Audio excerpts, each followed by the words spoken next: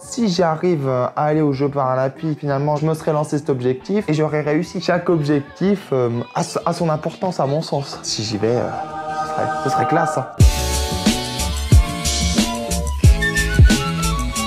Je m'appelle Nathan Maillet. Je m'appelle Bertrand Sebir, je suis entraîneur paranatation adapté. Je viens vous parler des Jeux paralympiques et c'est sûr en vrai.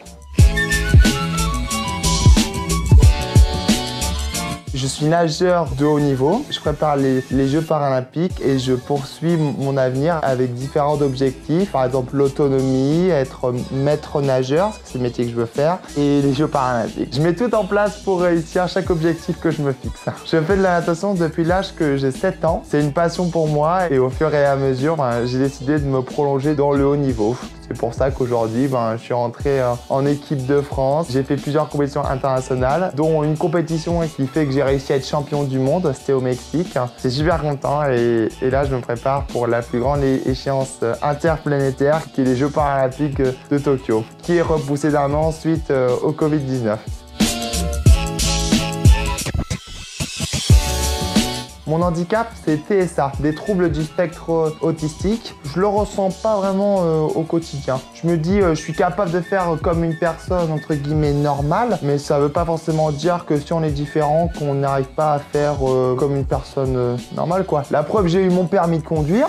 J'ai eu mon BNSSA, le brevet national de sécurité et de sauvetage aquatique. Et là, vu que je suis en formation maître nageur, j'ai eu mon BF1 pour apprendre aux enfants à passer le sauvetage jusqu'à obtenir mon diplôme de maître nageur. Et après, j'aimerais aller encore plus haut. Voilà, donc je me dis, tout est possible dans la vie.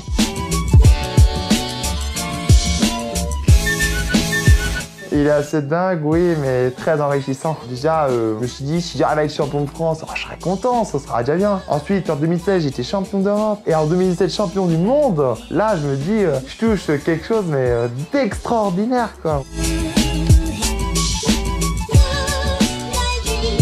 Je l'ai rencontré en 2009, ça fait 11 ans maintenant. Il m'a amené à un très haut niveau que je peux encore continuer d'améliorer. J'ai beaucoup de chance de l'avoir, comme les autres d'ailleurs. Nathan, on s'est rencontrés sur un championnat de France et voilà, il y a quelque chose qui m'a plu, je pourrais pas expliquer quoi. Il y a un coup de cœur, on va parler avec le cœur, on va essayer de ne pas être trop technique. Un vrai coup de cœur et ce qui a vraiment scellé le coup de cœur, c'est que ce petit bonhomme de 11 ans est venu me voir en me disant comment est-ce qu'on fait pour entrer dans ton équipe. Et là, ça a été le coup de foudre et du coup on a travaillé avec son éducateur référent qui était pas du tout spécialiste de natation pour accompagner Nathan, car cet éducateur, Simon Brie, tenait vraiment à accompagner Nathan le plus haut possible. Il l'a suivi et en fait ça a été une véritable aventure humaine. Nathan est considéré donc dans la catégorie S14, c'est la catégorie qui regroupe tous les nageurs qui sont atteints de déficience intellectuelle. L'objectif c'est naturellement de performer, hein. On ne va pas en compétition non plus pour enfiler les perles. Ensuite il va y avoir le championnat d'Europe qui aura lieu à Madère en mai. Durant tout ce temps-là, jusqu'au début juillet 2021, il y a un parcours de sélection pour que Nathan puisse faire partie de l'équipe paralympique et représenter la France à Tokyo.